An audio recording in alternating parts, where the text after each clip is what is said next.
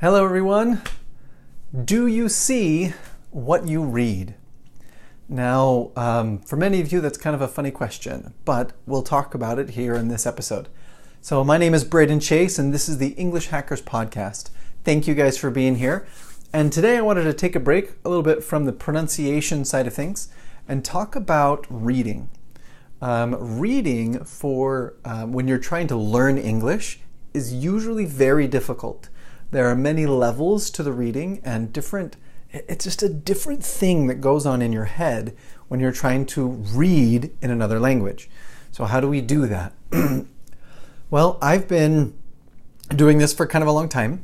And one of the things that's come up, probably the single most helpful thing, that I have learned to help my students learn to read English better is for them to make pictures.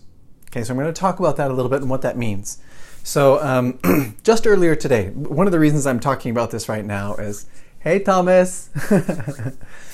One of the things I'm talking about this right now is that I just earlier today had a meeting with some other teachers and we're talking about trying to help people understand and comprehend things, and teaching reading is so hard. We have to make them read over and over and over again. It's so stressful. Reading, because reading is very important, right? We need to be able to read.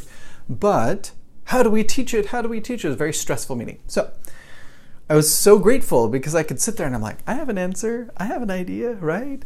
It's not my idea. It came from somebody else, right? I'm just sharing something that came from somebody else. But this has just helped myself and helped so many people, helped my son learn to read better. And it is this key of making pictures. Hey, Patricia. So what does that mean, making pictures? In your head, when you see something, it makes sense. I mean, just as I scan my eyes across the room right here, I get a ton of information, colors and lights and books, and you can't see my wall, right? But there's a wall back there with books and stuff like that, and tons of different things that I can see. And seeing those things, my mind is going crazy with how much information that I get, but I can do it really, really easily because brains are cool. When I read a line of words, the cat jumped over the lazy dog, right? They're just words. I have to stop and think in my head, okay, there's a cat and there's a dog and the cat's jumping the dog, right? That's actually what goes on in my head. I picture in my mind the cat jumping the dog, right? I mean, something happens. I see those things. And usually when we read stories, those kinds of pictures come up naturally in our minds. We read about Harry Potter and we all have a perfect image in our mind of Harry Potter and what he looks like. And it might look like the guy in the movie and it might not look like the guy in the movie, and that's okay. But we have an image in our own head. What does Harry's wand look like? Or what does Iron Man look like when we read the book about Iron Man? Or what does, if we're talking about scripture, right? What does Jesus actually look like, since we don't have any pictures of him, right? There were no cameras back then. What does he actually look like? Well, in my mind, I can imagine what these people looked like. I can imagine these things. And that very act of imagining and seeing in your mind something helps you understand and remember better. It's one of the cool things about stories, right? It uses different parts of your brain and helps you process better. So, and this has helped. I remember so many times with different students, they'd come in and be like, teacher, I don't understand this. This doesn't make sense. And I'm like, oh, it does make sense, I promise. Like right here. And they're like, no, it doesn't make sense. I'm like, well, what does it look like? And they go, I don't know, it doesn't make sense. I'm like, well, hold on. Get a piece of paper. Okay, here's paper and here's a pencil. Draw this. Draw what you see.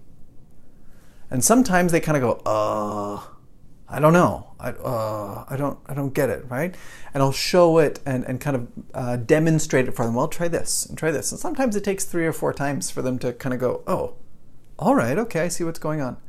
And you can, we do this naturally just as people, but for some reason in schools, we kind of have learned to turn that off, right? Don't make pictures, right? If you have to make pictures, then you're not smart. No, it's very, very smart to make pictures. It makes you smarter to use pictures, so do it. It's very good for you.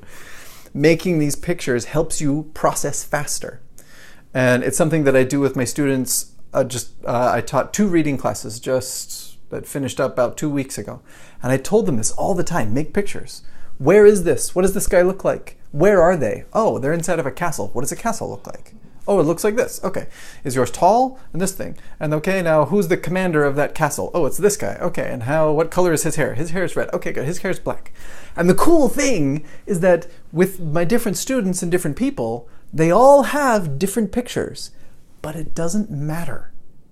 What matters is that there is a picture, and the picture makes it stick. It helps you remember and process better. So you can do that with stories, but you can also do that with very academic, very complex things that don't really have pictures, like, government. What's the color of the government? Green? Like, what's the color of the government? I mean, these things are hard sometimes, right? What does the government smell like? Right?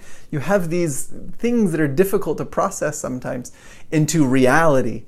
But when you think about it, right? Okay, when I think of government, for example, I have a picture of 3 different buildings. The United States government, right? We have 3 different buildings. They're just pictures in my head. And one building has a word above it, and that word is legislative. And then one word has executive, and one word has judicial. So there's 3 different buildings for 3 different things. That's what I see when I think of the word government. I see these 3 little buildings, okay? Do you see how that works, right? That's not even like a real picture. There's no thing in the world that says, oh, there's the government. But that's what I see in my head. And you can do that too. It will help you learn better. When you hit these words that are sometimes really difficult in English, at these higher level words, like education or government or law or complex biological processes that you're like, what does that even look like? You can make relationship type images in your head. Well, there's a little arrow pointing here and then a circle on that one, and there's a little person standing over here. And you can build these pictures to help you understand. And you'll notice whenever you meet someone who really knows a topic, like they're just a specialist and they understand it really well, they can always go, oh, if you ask them a question, they'll come as like, oh, it's like this, and they'll start drawing. Or they'll say like, oh, over here you have this thing, and over here you have this thing, right? And they start doing space, right? Visual processing and stuff moving around, right? Because that's how our brains function, right? And we understand quickly that way, much easier than the most important way for you to do this is by doing these other things, and I'm going to explain. I mean, that's really boring, right? We gotta have the visuals and the pictures. The hands, like my hands everywhere that you guys see all the time. But processing those pictures is very helpful. So I urge you, I encourage you, I instruct you, whatever, to make pictures of what you read, whatever it is. This is something that I tell my students, and Patricia, you probably remember this. Make pictures. If you're lost, if you don't understand, if you can't remember, make a picture and it'll stick. Okay? Thank you guys very much. I hope that was helpful for you. Have a wonderful night, and I'll talk to you guys another day. Bye.